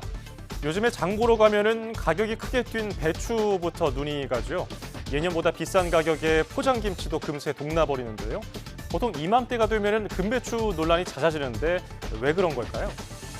지금 시장에서 볼 수 있는 배추는 대부분 8월 상순에서 중순에 심은 배추들입니다. 올해는 강원도 고랭지마저도 8월 폭염을 피하지 못했죠. 또 9월 중순에 내린 비로 전남, 해남 배추밭 14%가 침수된 것도 배추 수급에 영향을 줬습니다. 상품성이 떨어진 배추는 포장 김치 업체나 대형마트에서 취급을 하지 않습니다. 따라서 공급이 부족해지고 가격이 폭등하는 결과를 낳습니다. 또 배추에 병까지 들었다면은 밭을 갈아엎고 새로 심어야 하는데 그만큼 시장에 공급되는 시기는 늦어질 수밖에 없습니다. 고착화된 유통 과정도 배추 가격에 한몫을 합니다. 가을 배추 유통 마진은 70%를 넘으면서 배보다 배꼽이 더 큰 상황입니다. 이 때문에 소비자들이 값싼 배추를 만나기가 어려운 겁니다. 그야말로 배추 보릿고개를 넘고 있습니다. 마트에서는 배추를 살 수 있는 개수를 제한하는가 하면은 포장김치 매대가 텅텅 비는 현상도 벌어지고 있는데요. 정부는 이달 중순부터는 가격이 안정될 것으로 내다보고 있습니다. 오동건 기자가 현장에 다녀왔습니다. 마트에서 배추 가격을 확인하는 소비자, 금배추 가격에 깜짝 놀랍니다. 아유, 미쳐 돌아가. 우리 식탁의 필수 재료 배추의 고공행진에 답답함도 커지고 있습니다. 이 가격에 한 2통은 살 수 있었는데 이제는 그 가격으로도 한 통을 살까 말까 하니까 좀 사기가 어려운 것 같아요. 너무 비싸요. 꼭 먹어야 되는 음식인데. 원료 공급 부족으로 포장김치도 마트에 제한적으로 풀리고 있는데 제품을 찾는 발길은 계속 이어집니다. 제가 서 있는 이곳이 포장김치 코너입니다. 지금은 제품들이 좀 있지만 어제는 이곳이 텅텅 빌 정도로 포장김치가 팔려나갔습니다. 한국농수산식품유통공사에서 집계된 배추 한 포기 소매 가격은 8,848원. 일주일 전 10,000원에 육박하던 것과 비교하면 조금은 진정된 모습이지만 아직 지난해보다 28% 높은 수준입니다. 관건은 가을 배추가 풀리는 이달 중순까지 버틸 수 있느냐인데 농업관 측 보고서를 보면 이번 달 배추 도매 가격은 1년 전보다 38.4% 상승할 것으로 전망됐습니다. 무 가격도 덩달아 들썩이는데 20kg에 18,000원으로 62.7% 상승할 것으로 예측되면서 본격적인 김장철을 앞두고 김장 관련 채소들의 가격이 더 오르는 것은 아닌지 우려가 커지고 있습니다. 정부는 배추 할인 지원을 오는 9일까지 연장하고 중국산 배추 수입량을 늘리는 등 총력 대응에 나서고 있지만 다른 채소 가격 흐름이 심상치 않아 식탁 물가 안정에 효과가 있을지는 미지수입니다. YTN 오동건입니다. 최근 5년 동안 국내 암 환자 수가 20% 가까이 늘어나서 195만 명을 넘겼습니다. 이 중에 58%인 112만 명은 여성 환자가 차지했습니다. 암 진료비는 더 큰 폭으로 늘었는데요. 5년 만에 40% 가까이 많아져서 연간 10조 원을 돌파했습니다. 1인당 암 진료비는 520만 원을 기록했습니다. 성별에 따라서 암 종류는 어떻게 달랐을까요? 남성은 1위인 전립선 암에 이어서 위암과 대장암이 그 뒤를 이었고요. 여성은 갑상선암, 유방암, 자궁암 순이었습니다. 암 환자 증가세가 이어지는 상황에서 지난해 사망자 10명 중에 2명은 이 암으로 사망한 것으로 나타났습니다. 40대는 유방암, 50대는 간암, 60대 이상은 폐암이 사망률 1위였습니다. 보도에 오인석 기자입니다. 지난해 사망자는 35만 2,511명으로 1년 전보다 2만 명 감소했습니다. 코로나19 사망자가 전년보다 큰 폭으로 줄어든 게 영향을 미쳤습니다. 3대 사망 원인은 암과 심장질환, 폐렴 순으로 전체 사망의 41.9%를 차지했습니다. 전체 사망자의 24.2%가 암으로 사망해 전년 대비 2.5% 증가했습니다. 암은 통계 작성이 시작된 1983년 이후 줄곧 사망 원인 1위를 차지하고 있습니다. 폐암과 간암, 대장암, 췌장암, 위암 순으로 사망률이 높았습니다. 연령대별로는 40대는 유방암, 50대는 간암, 60대 이상은 폐암 사망률이 가장 높았습니다. 40대는 유방암 사망률이 2년 연속 1위를 기록했습니다.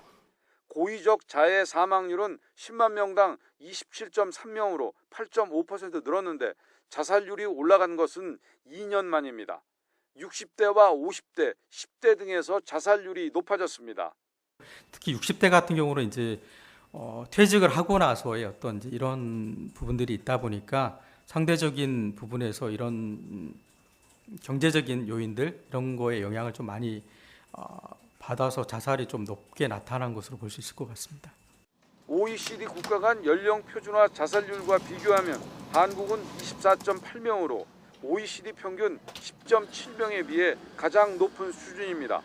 치매 사망률은 27.9명으로 1년 전보다 0.3명 증가한 가운데 여자가 남자보다 2.1배 높았습니다. YTN 오인석입니다. 카카오가 다음 달부터 포털 다음 뉴스 언론사 입점 기준을 100% 정량 평가로 개편합니다. 카카오는 우선 포털 뉴스의 다양성을 위해 전문 분야별로 입점 신청을 받은 뒤 공신력을 갖춘 언론, 기자단체 회원사로 정관과 윤리조항 등을 준수하는지 파악합니다. 이후 정량평가에서 자체 기사 생산 비율과 전문 분야 기사 생산 비율을 충족 요건에 추가했습니다. 또 신뢰도를 높이기 위해서 절차를 투명하게 공개할 계획입니다. 고려아연 경영권을 두고 벌어진 쩐의 전쟁이 연장전으로 돌입했습니다. 고려아연 측이 주당 83만 원의 자사주 매입에 나서자 영풍 측도 같은 가격과 조건으로 공개 매수 맞벌이를 놨습니다. 양측이 양보 없이 맞서면서 고려아연 주가는 8% 넘게 급등했습니다. 최아영 기자입니다.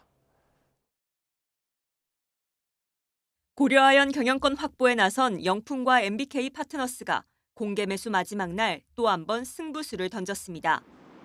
지난달 26일 공개 매수가를 66만 원에서 75만 원으로 올린 데 이어 83만 원으로 상향 조정했습니다. 이와 함께 최소 매수 수량도 삭제해 청약 물량이 목표치에 미치지 않더라도 모두 사들이기로 했습니다. 최윤범 고려아연 회장 측과 같은 가격과 조건으로 맞불을 놨습니다. 영풍과 MBK가 조건을 바꾸면서 공개 매수 기한도 오는 14일까지로 열흘 더 늘었습니다. 여기에 고려아연집은 1.85%를 쥐고 있는 영풍정밀 경영권을 놓고도 양측은 공개 매수가를 3만 원까지 올리며 치열한 경쟁을 벌이고 있습니다. 양보 없는 지분 싸움에 고려아연 주가는 8% 넘게 올랐고 영풍정밀은 25%나 급등했습니다. 경영권 분쟁이 5조 원을 웃도는 쩐의 전쟁으로 격화하면서 시장 안팎에서는 승자의 저주를 우려하는 목소리도 나옵니다. 누가 이기든 주가를 높은 수준에 사야 되고 여기에 따른 자본 조달 비용들을 해소를 해야 되고요. 이쪽도 지분을 청산하는 데 있어서 적정한 투자 수익을 맞춰줘야 되기 때문에 다른 그러니까 영업활동 같은 데 좀 제한이 있을 수 있다. 앞서 금융감독원은 단기적으로 주가가 급등한 뒤 하락으로 투자 손실이 발생할 수 있다며 투자자에게 주의를 당부했습니다. YTN 최아영입니다.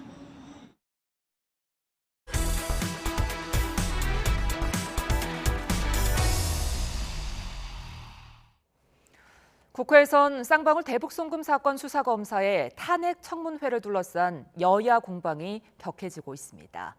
국민의힘은 민주당이 이재명 대표를 지키기 위해 1심에서 중형을 선고받은 이화영 전 부지사의 변호를 자처했다고 비난했고, 야당은 여당이 검찰의 사건 조작에 동참했다고 맞받았습니다. 나혜인 기자입니다. 국민의힘은 이화영 전 부지사가 국회 청문회에서 주장한 검찰의 진술 조작 의혹은 이미 1심 법정에서 기각된 거짓말이라고 깎아내렸습니다.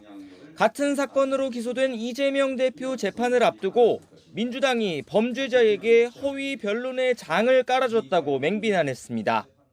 범죄자가 국회에서 본인의 혐의에 대해 일방적으로 거짓말을 떠들어댈 특혜를 얻고 민주당이 범죄자 변호인이 되기를 자처한 것입니다. 이 전 부지사를 향해선 청문회장에서 공개된 김성태 전 쌍방울 회장의 로비 의혹부터 해명하라고 쏘아붙였습니다.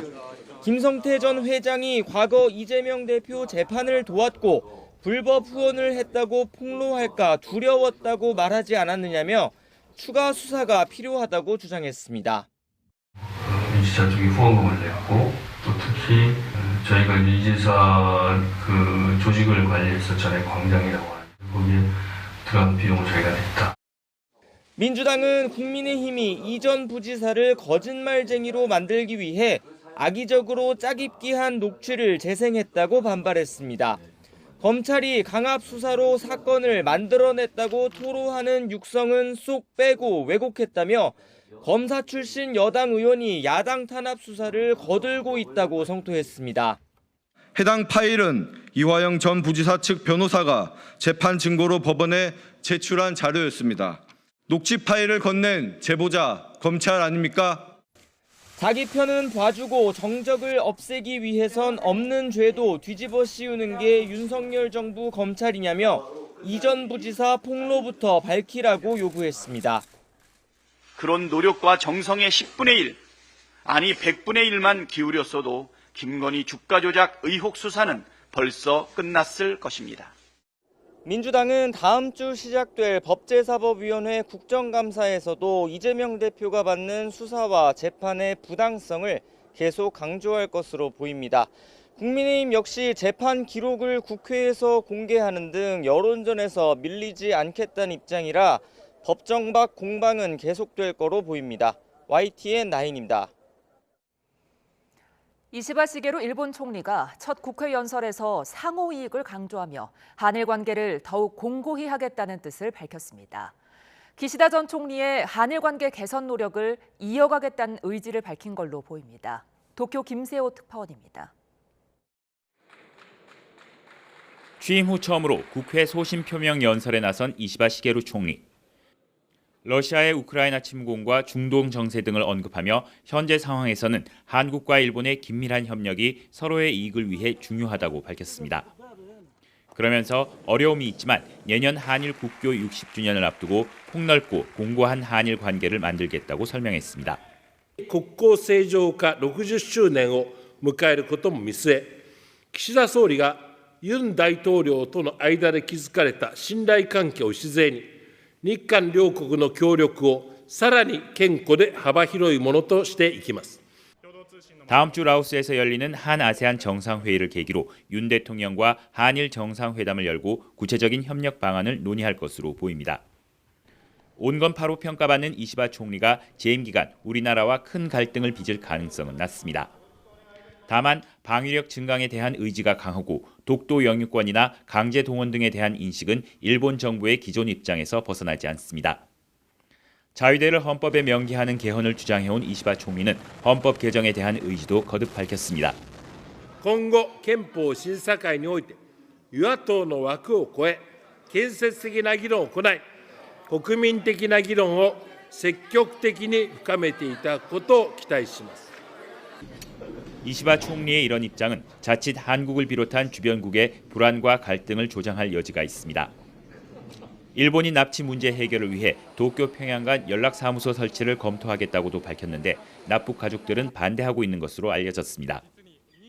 이시바 총리는 기시다 정부의 한일 관계 개선 흐름을 이어가겠다는 뜻을 밝혔습니다. 하지만 두 나라의 이익의 균형을 어떻게 맞출지는 더 지켜봐야 할 것으로 보입니다. 도쿄에서 YTN 김세호입니다. 윤석열 대통령이 제18회 세계 한인의 날 영상 축사를 통해 재외 동포들이 더 큰 역량을 발휘하도록 지원하겠다고 약속했습니다. 윤 대통령의 영상 축사 직접 보겠습니다. 어느 나라에서든 우리 동포들께서는 모범적인 동포 사회를 구축하고 다양한 분야에서 뛰어난 역량을 발휘하고 계십니다. 특히 최근에는 차세대 동포들이 현지 주류 사회의 핵심 인재로 활약하며 한민족의 저력을 발휘하고 있습니다. 이러한 동포 여러분의 눈부신 활약은 대한민국이 글로벌 중추국가로 도약하는 데 큰 힘이 되고 있습니다. 여러분, 정부는 동포 여러분께서 더 큰 역량을 발휘하며 불편함 없이 활동하실 수 있도록 최선을 다해 지원하겠습니다. 아프리카 콩고 민주공화국에서 278명을 태우고 가던 선박이 침몰하며 최소 78명이 숨졌습니다. 실종자가 100여 명에 이르러서 희생자는 더 늘 것으로 보이는데 이번에도 과적이 사고 원인으로 꼽힙니다. 신웅진 기자입니다. 한가득 승객을 태우고 멀쩡히 가는가 싶던 배가 서서히 한쪽으로 기울기 시작합니다. 설마 했는데 결국 침몰했고 급하게 뛰어내린 사람들이 바다에서 허우적댑니다. Nimoya bato imepinduka. Saa yenyewe imepinduka. Ndio basi wenye walikuwa pembeni na wewe walikuwa yulu. Bameshitupa mumaji, wameanza nao na wengine wamebakilia mule ndani. Asisiwa jinsi walitusove. Pale ndio kwenye mafikiri lifikia. AP통신 등은 콩고 민주공화국과 루안다 국경지대에 있는 키부 호수에서 발생한 이번 사고로 최소한 78명이 숨졌다고 현지 당국을 인용해 보도했습니다. 하지만 지역 병원에 수습된 시신은 87구로 보고되는 등 정확한 집계가 이루어지지 않고 있습니다. 일단 구조된 사람은 약 50명으로 파악됐고 나머지는 실종으로 처리됐습니다. 사고의 1차적 원인은 과적으로 꼽힙니다. 장자크 푸르시 사우스 키부 주지사는 정원이 30명인 배에 278명이 타고 있었다고 전했습니다. DPA 통신은 또 다른 당국자를 인용해 배에 약 700명이 탑승했고 126구의 시신이 수습됐다고 보도했습니다. Alors, mwisho tukaona batu inakuya ikapengama na inakaribia deja mukituku. Kapteni kutafuta fanya manevre njo ikamushinda mukazaruba. Apres pale 사고 선박은 사우스 키부주 미노바에서 노스 키부주 고마로 향하던 중이었습니다. 내전으로 이 구간 육로 통행이 막히면서 이 코스에서 과적 운행으로 인한 사고가 잦은데 지난해 4월에도 6명이 사망하고 64명이 실종됐습니다. YTN 신웅진입니다. 다음 주 한글날을 앞두고 오늘부터 일주일 동안 전국 곳곳에서 우리말의 가치를 되새기는 다양한 행사가 열립니다. 한글 주간 첫날인 오늘 서울 경복궁에서는 100명이 넘는 시민이 참여하는 전국민 받아쓰기 대회가 처음으로 열리기도 했는데요. 송지인 기자가 다녀왔습니다. 고사리 같은 손으로 힘껏 먹을 문지릅니다. 순식간에 완성된 탁본, 나란말싸미로 시작하는 훈민정음 소문입니다. 이거 무슨 글자? 말. 광장을 가득 채운 한글 체험 행사에 어느새 어른들도 푹 빠져들었습니다. 알고는 있었지만 평소에 쉽사리 입 밖으로 나오지 않던 수나어들을 살펴봅니다. 스쿨존 같은 경우에는 어린이 보호구역이라고 쓰면은 조금 더 저희가 딱 보고 경각심을 갖고 진짜로 보호해야 되는구나, 조심해야 되는구나라고 생각을 할 수 있을 것 같아요. 필리버스터요. 뉴스에서는 많이 듣던 얘기인데 그걸 조금 더 쉬운 말로 풀어서 해주면 좋겠다 이런 생각이 드네요. 한글날을 앞두고 우리말의 소중함을 되새기기 위해 지정된 한글 주간. 첫날을 맞아 경복궁에서 열린 받아쓰기 대회에는 전국 각지에서 130명 시민이 모여들었습니다. 듣다 못해 자리를 피한 객적은 이들은 막상 쓰자니 헷갈리는 맞춤법부터 따로 표기법을 찾아본 적은 없던 외국어까지. 수수께끼 같은 문제가 이어지면서 우승자조차 우리말을 곱씹고 또 곱씹어야 했습니다. 굉장히 어려웠는데 제가 다행히도 공부한 부분에서 좀 많이 나왔던 것 같습니다. 퇴근 후에 계속 공부를 했었어가지고. 한글 관련 뮤지컬 공연과 패션쇼, 도서 축제 등 다양한 행사를 만나볼 수 있는 한글 주간은 오는 10일까지 진행됩니다. YTN 송재인입니다.